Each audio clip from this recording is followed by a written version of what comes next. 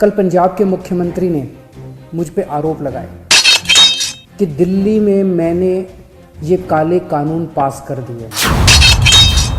अब सवाल ये है कि जब कैप्टन साहब को ये बात पता है तो फिर उन्होंने मुझ पर ये झूठे आरोप क्यों लगाए। केंद्र सरकार का पूरा प्लान था कि जब किसान दिल्ली आएंगे तो उन्हें इन 9 स्टेडियम में डाल देंगे। हमने स्टेडियम को जेल बनाने की इजाजत नहीं दी, तो वो लोग अब मुझसे बहुत नाराज हैं। आज से 1.5 साल पहले 2019 में केंद्र सरकार ने ये तीनों काले कानून बनाने के लिए एक कमेटी बनाई थी। उस कमेटी में पता है कौन था? उस कमेटी में कैप्टन साहब थे। इस सब के बीच जब कुछ लोग आए दिन किसानों को आतंकवादी बुलाते हैं, देशद्रोही कहते हैं, तो मैं सोचता हूं कि बॉर्डर पर उन जवानों पर क्या बीतती होगी जिनके किसान माँ बाप को आतंकवादी कहा जा रहा है। आप सबको नमस्कार, सत श्री अकाल। आज पूरा देश देख रहा है हमारे देश का किसान कड़ी ठंड में रात को आसमान के नीचे खुली सड़क पे सो रहा है। ये सोच के सारी रात नींद नहीं आती। आज कोई भी देशभक्त ये देख के चैन की नींद नहीं सो सकता। ये लड़ाई सिर्फ हमारे किसान भाइयों की नहीं है, ये हम सब की लड़ाई है। जरा सोचिए, जो 2 वक्त की रोटी हम खाते हैं वो हमारे किसान भाइयों की मेहनत की उगाई हुई होती है। हम सबको इस लड़ाई में अपने किसान भाइयों का साथ देना है। कल पंजाब के मुख्यमंत्री ने मुझ पे आरोप लगाए कि दिल्ली में मैंने ये काले कानून पास कर दिए।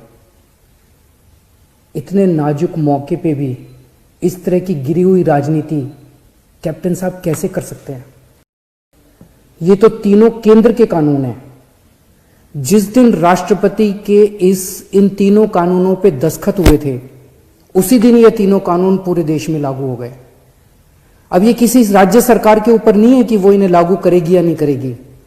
अगर राज्य सरकारों पे होता तो देश भर से किसान केंद्र सरकार से बात करने के लिए दिल्ली क्यों आते? वो अपने अपने राज्य के मुख्यमंत्रियों से मांग करते। ये कानून केंद्र सरकार लाई है और कोई भी राज्य सरकार इन कानूनों को ना तो रोक सकती है और ना पास कर सकती है।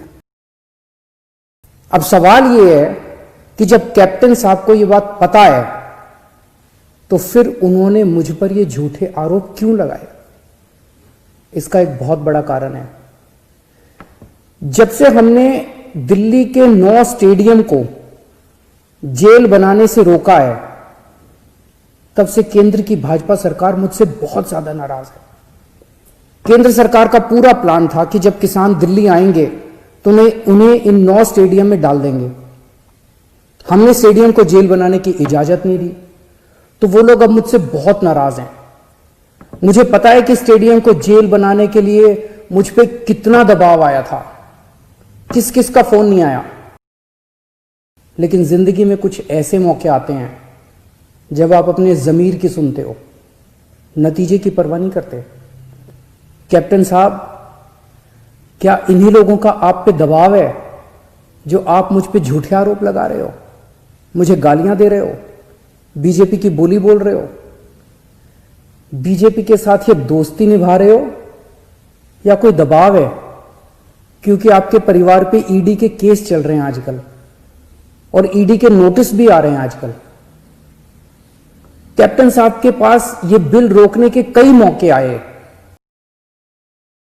पंजाब के लोग पूछ रहे हैं कि तब कैप्टन साहब ने इन बिलों को क्यों नहीं रोका। आज से 1.5 साल पहले 2019 में केंद्र सरकार ने ये तीनों काले कानून बनाने के लिए एक कमेटी बनाई थी। उस कमेटी में पता है कौन था? उस कमेटी में कैप्टन साहब थे। कैप्टन साहब, पंजाब के लोग आपसे पूछ रहे हैं कि आपने उस कमेटी में इन काले कानूनों को क्यों नहीं रोका? आपने कमेटी में एक बार भी इन काले कानूनों का विरोध क्यों नहीं किया? आपने बाहर आके लोगों को क्यों नहीं बताया कि केंद्र सरकार इतने खतरनाक कानून बनाने जा रही है? कैप्टन साहब, आपके पास 1 नहीं, 2 नहीं, 3 नहीं, इतने मौके आए जब आप इन बिलों को रोक सकते थे। आज पंजाब का किसान आपसे पूछ रहा है कि आपने ये बिल क्यों नहीं रोके। आज दिल्ली की सरहद पे पंजाब का किसान है और देश की सरहद पे उसी किसान का बेटा पंजाब का जवान है।